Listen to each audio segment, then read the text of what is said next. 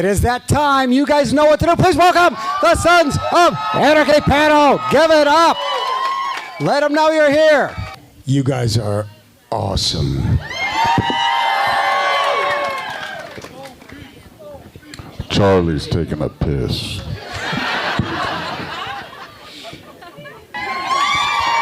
Oh, okay. Sorry for keeping you waiting. I'm gonna get a T-shirt for Comic Cons that says "Sorry for keeping you waiting." I've said that about 1,000 times today, but I am sorry for keeping you waiting. Hi. So this is for David and for Charlie as well. I remember in the last con in Toronto, I think you mentioned about Chill. I'd like to hear more stories. Do we have any good stories about him to share? Get that question? Yeah, that was a heavy question. Yeah, What was the question? She's asking about Chill Will. Chill Will. Oh. And just if there was any stories we'd like to share. I mean, listen. Well, I'm going to ramble because we had a lot of questions. Like, I could just go on for the whole 45 minutes. The coolest person I ever met in my lifetime. This is a real gangster. He put his piece in his belt before his shoes on his feet. I'll give you a real quick story. I took him to Miami, and I had a buddy. We went to Vegas, everywhere. He would go everywhere with me. And I went to Miami, and I said to my friends, yo, bro, can my friends stay here? And I'm not going to go away for 3 days and run over with my mom and my brother and come back. And I come back, and all my friends are like, your friend is the coolest person we've ever met. I said, yeah, I think so, too. And this young gentleman. I met Chill Will right before. I mean, I've talked about it a lot that he was the single inspiration for Jack Steller. And when I went up to Oakland and I stayed with DL, you remember that when I first came up? Oh, yeah. Instant, like, real, recognized, real, bonded for life. And him and Will are sitting there, and Will's like, I know you. And he's like, I know you from the football movie. Yeah, there were... No. You're forgetting everything that happened before that. So we were all sitting around in DL's tattoo shop in Oakland. And Will came in. He was a guy, pulled some burnouts in the street, came in. Remember, he took his jacket, he took his cut off, he took his jacket off, something hanging there. I was like, whoa. Put his jacket back on, and then, pulled out a smokable, let's say. Didn't say anything. Lit, said smokable, still didn't say anything. Looking at me, and then if there's kids in the room, cover your ears right now. And he looked at me, and then he said, all right, I give up. Who the fuck is this motherfucker? And I went... That's right. This isn't gonna go very well. And then for some reason, everyone left. It was there. Went over to the clubhouse, and then it was just me and Will. And he started talking to me, and he realized that I was the dude he had seen in Green Street Hooligans. And then all of a sudden, I was cool, And I just loved him. Like DL said, the coolest dude I ever met. And we have a question from this young gentleman on this side of the room. This is for Charlie. What was the experience on working on Pacific Rim? Oh, good question. What's your name? Bryce. Yeah, Bryce. We go way back. I met you earlier, Bryce. It was fantastic, Bryce. It was the one thing, that machine when I'm in the helmet of it, that thing was like being on elliptical in the gym, wearing armor that weighed about 50 pounds for 16 hours a day, and I did that for 5 weeks straight. So that sucked, but the rest of it was fantastic. Guillermo, the director of that film, is just a lovely human being, so we had a good time together. Good question, Bryce. Thank you. We're going to do a string of questions down the wall right over here. Whoa, rapid fire. All right, this is specifically for Charlie. I just want to say, you look exactly like Edward Kenway from Black Flag, so I was wondering, have you ever, if you ever got, like, a chance to play in a pirate movie, would you? I feel like Sons of Anarchy was kind of like a pirate movie. But yes, I can't tell that story. But there is something that I just did that hasn't come out yet that I would like to. I tried to weasel my way into the potential of there being a sequel. And this is so obscure, it makes no sense. But if I did come back, although I didn't play a pirate in the first one, I would play a pirate in the second one. So try to make some sense out of that answer. And a question right back here. We're just going to keep these rapid fire for you guys. Okay. Sorry, everyone else, but this one is for Charlie too. So I recently saw that from working on Sons, you had to hire a dialect coach to relearn English, British from going from the American. So how did that go? I actually did 2 films back to back playing Englishmen. One was King Arthur, and then the other was called The Lost City of Zed. I don't know. I don't know. I think it went okay. I guess I'll let you be the judge of that. Okay. Next question. Hi guys, this was actually for Ryan. How was it to work on God of War Ragnarok? Because you were amazing. Amazing. Yeah. No, it was a lot of fun. It was the first video game that I got to do, so it was really, the learning curve was super steep. When they dress you all in spandex and paint you with dots everywhere, when they shoot it, because you have a camera that's hooked to your face, and also that they have all of these live television mounts in the actual studio while you're filming, because my character was supposed to be 7 foot tall, or more, and so 2 inches shorter than you? Correct. So it's a big acting jump. But it's so I'd be having to act opposite another character who was not necessarily that much shorter than me, but my character on the screen was much taller than their character. So you had to sort of coordinate, the geography of the scene. It was a lot more like playing with a marionette than it was acting. It was kind of like doing voice acting and doing a marionette at the same time. So that part was a lot of fun. It was also a lot of fun just to see, the technology behind these video games are just absolutely mind-blowing. And I've been in this business for 30 years now, so it's to go into a totally new realm where, there are specific jobs that you didn't even know existed was a lot of fun for me. Thank you. Okay, let's keep it going. Hi. This is a question for everyone. What was the hardest part about saying goodbye to your characters on The Sons? I'm not over it. Oh. got a bunch of Sons of Anarchy fans going, oh. I don't know. Honestly, saying goodbye was the hardest part of saying goodbye. For me, when I finished, it was clear that it was done. Kurt never told me how it was going to end. He didn't want to bias any of the decisions I was going to make, And honestly, I don't think that he was ready to commit until he wrote that last episode. But I think for him and for me, it felt like that needed to end when it did. But it was tough. It felt, I've suffered loss in my life, and not to get overly dramatic, but it actually felt like grief, like actually losing someone, I'm gonna answer your question.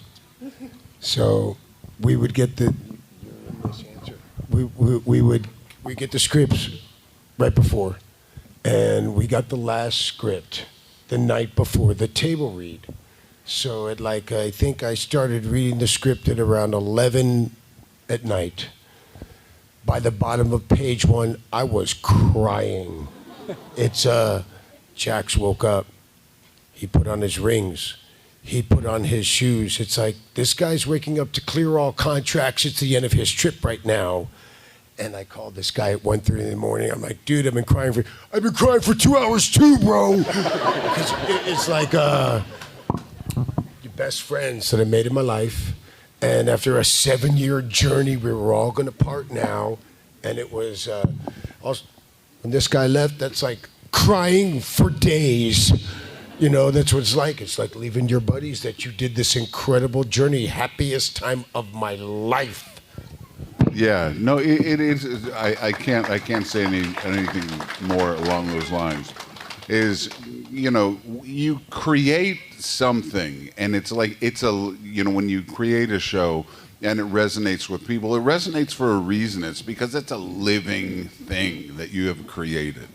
You know what I mean? And the beautiful part about it is that, and it doesn't happen every time, but is when you create this living organism that sort of resonates with other people, that gave birth to a brotherhood and a real human connection experience between the people who made it.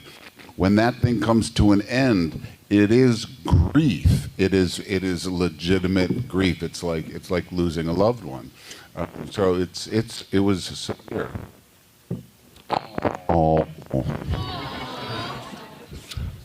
Okay, next.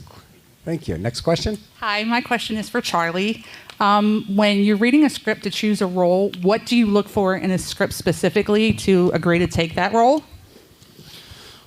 That's a great question. You know, again, I am always, reluctant to be too earnest in these things. But, you know, if you consider yourself an artist, I think one of the things about art is that you have to follow the impulses that compel you, or the things that you want to explore. But acting is an interpretive art. It's not a primary art.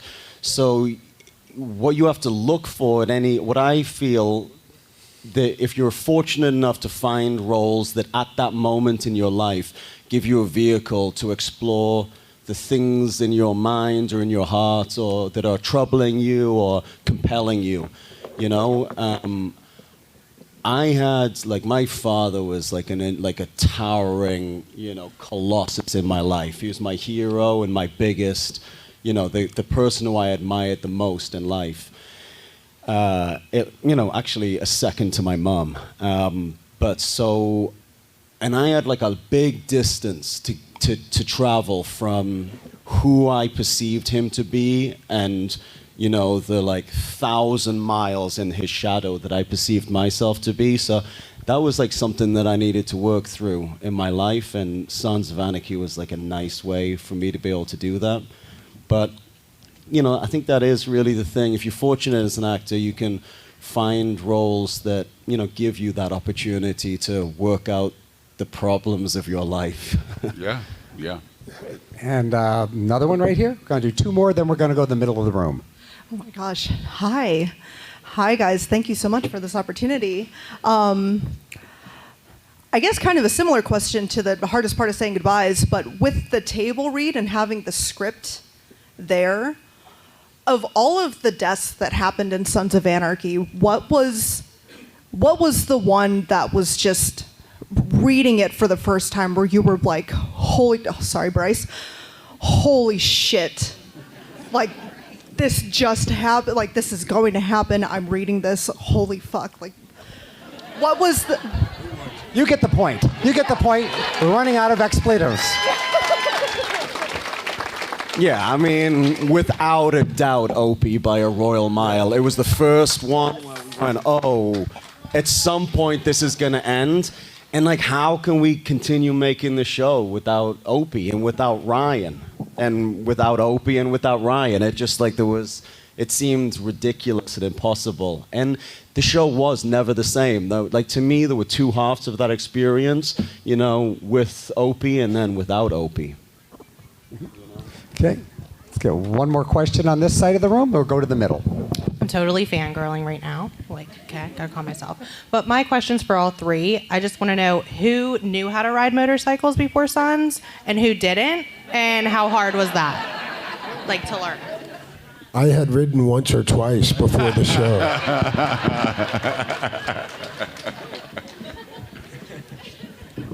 I had, ridden like quads. I had never ridden on two wheels, so that didn't really transfer very well. And these guys became great riders, because I really did ride a few times. And we'd ride it. We'd be going to his house. And this guy's on the sidewalk, on the street. Wah! And we pulled up to his house, and I go, homeboy, like, I know guys in the thing don't ride like you. That's Yeah, going to be yeah. a sudden stop. You need to calm down. Yeah. That's going to be a sudden stop. You need to slow down. We good? Okay, let's head down to the middle. I'm going to go to this far wall. Anybody have a question over here? Let's line up right here, and we'll get your questions once we're done in the middle. Hi, guys.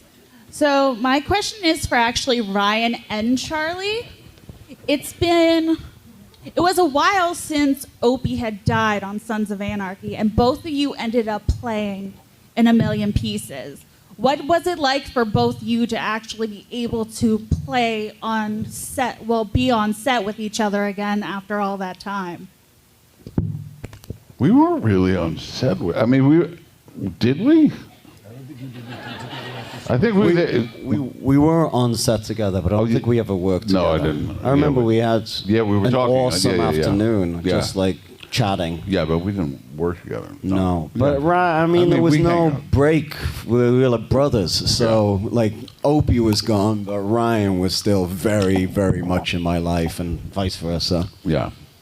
Yo, I want to just go back for 1 second. Like, it's the truth. We all became friends, so when a guy dies, we sort of know it. So I didn't work that day, and Boone didn't work that day, and we're like, yo, Ryan's going to die, let's all go down to the set. We went down to the set that day. Yeah. You remember the scene. The camera's facing this way, and then the camera's facing the other way. And he's like, I want everybody to come in. Everybody came in. The people cooking the food came in. He is loved. The people cleaning the thing came in. Everybody came in. And you hear that? That went on for 20 minutes. The walls were shaking. Loved. Admired. I mean, we've talked about it before, but it's my favorite thing to talk about is the consequence for Ryan. I won't speak for you, but should I speak for you? Go for it. Well, it was hard for him because the trip stopped for him abruptly, and we kept going, you know. And Ryan wrote this beautiful essay called "The Last Rites of Opie Winston," where he talked about the difficulty of bringing together this like collection of people that you love and cultivate and look after as through your career. And you have to, at some point, let them go and carry around that graveyard of characters. But for whatever reason, well, I think because we were still going, that Opie didn't want to die. And I remember reading it, just like I remember word for word that essay. It was like an amazing piece of just the expression of what it is to be an artist and some of the difficulties that are never really articulated of, you know, just doing what we do. And he said he was in a bookshop looking sort of out of desperation through books on character development. And of the 100 books on character development, there's not a single chapter in any of them of how to kill the son of a bitch when you're finished, if they don't want to go. And so we were aware of this and realized like he was in pain. And so when we finished, when Ryan was finishing the show, we knew that he was very interested in Japanese culture, and there was the best sword maker, modern sword maker in the world, and he'd made an extra large sword, not for Ryan, but obviously for Ryan.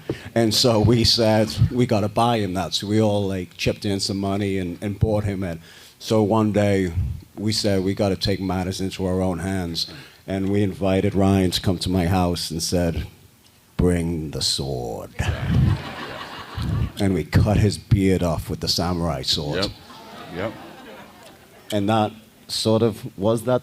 That was the death of Opie, right? Absolutely. It put an end to him. It was the ritual that I'd been searching for, you know. And I remember leaving there going, and I remember just looking in the mirror and just feeling like a baby, in a good way.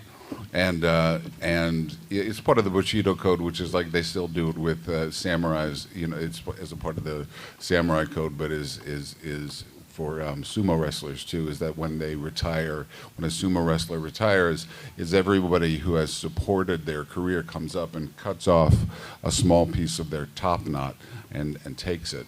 And so they all took a piece of my beard, and it felt nicely disseminated out into the world, and I could kind of continue on. Good. Okay, here's another one from... I gotta say, I just realized Chuck Zito is in the house. From the Suns. Hey, Frankie Diamond! Come on, Frankie. A round of applause for Frankie Diamond.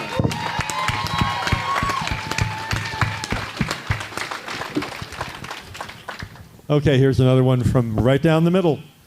How you doing, Charlie? 2 questions for you. First one, how was it working on King Arthur with another handsome British celebrity, David Beckham? And my second question, going to put you on the hot seat. If Jax could go back in time and say either Opie or Tara, which one would you choose? Wow. You're a psychopath. Well, hold on. If you save me, then I can save her, right? Right? Yo, motherfucker. Yo. There you go. Yeah, you thought you'd stumped us. What I can tell you about David Beckham is, A, he was just awesome, but it was really funny because we were at the premiere of King Arthur in London, and we all ended up, like the actors and the director and everything, they all tried to get different configurations of people together to take photos. And they brought Guy Ritchie in, and they put me on one side and David Beckham on the other. And all these, all the flash bulbs going off, all these pictures, and I just leaned into Guy Ritchie. I was like, I don't fancy your chances in this picture, mate.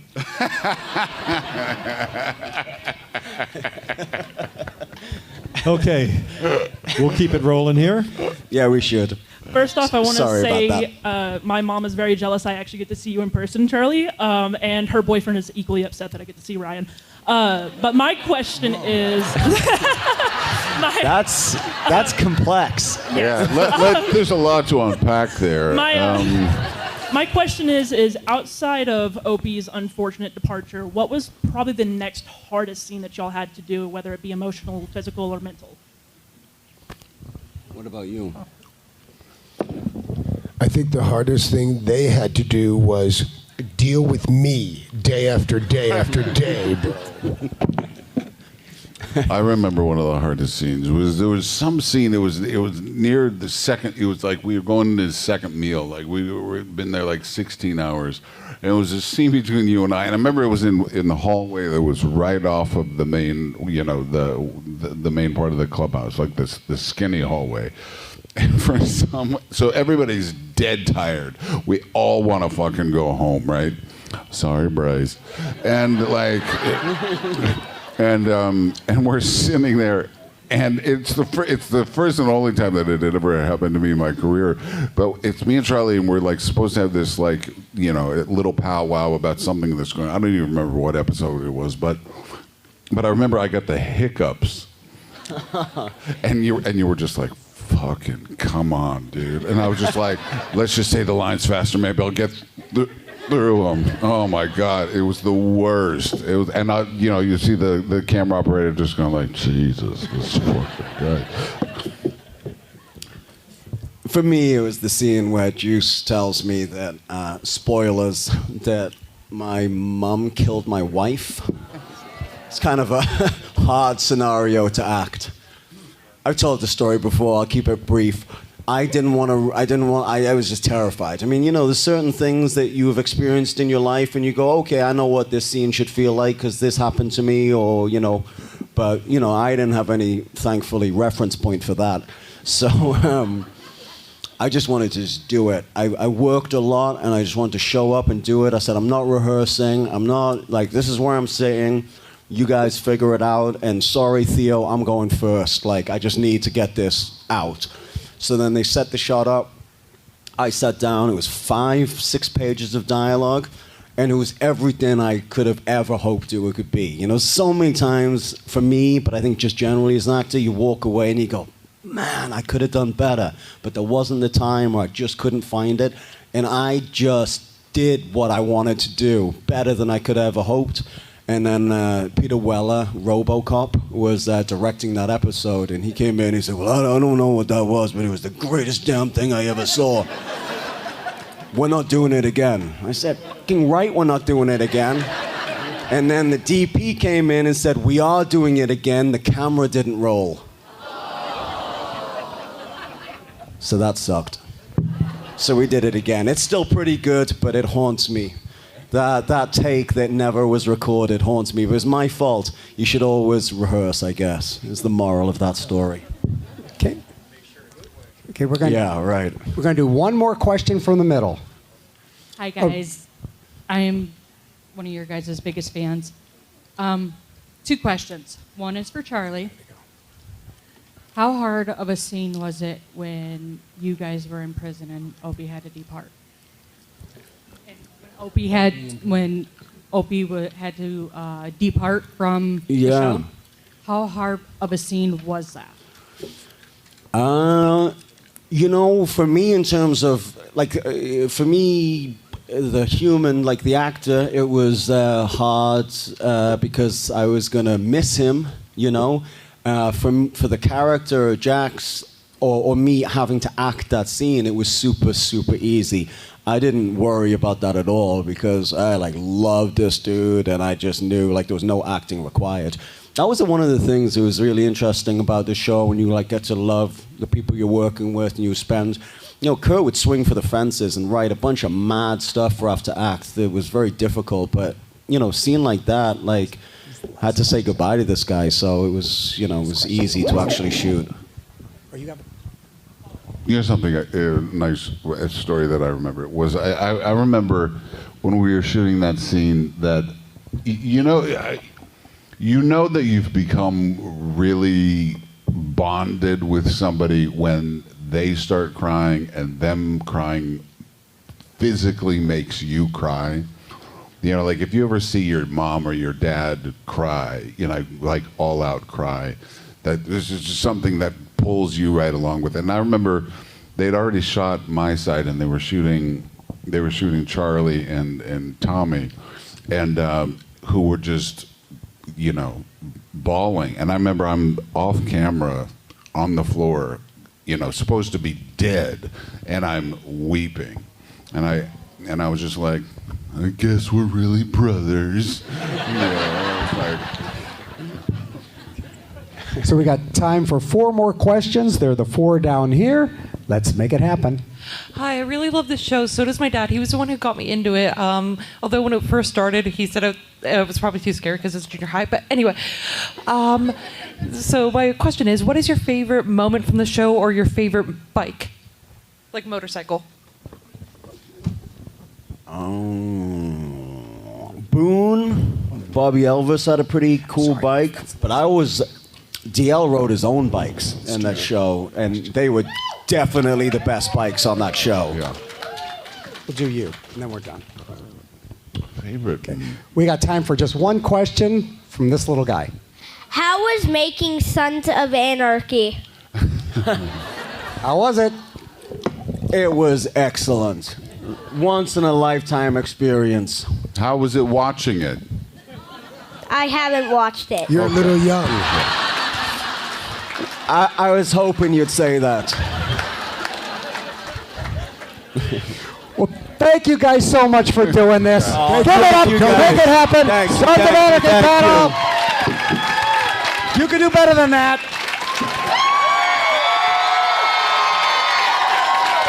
Keep it going. They're still in the room. All right, guys. Thank you. Hi, this is Aaron Ashmore, and you are watching Phantom Spotlight. Be sure to like, share, and subscribe like now. Oh, and have fun and follow your fandom.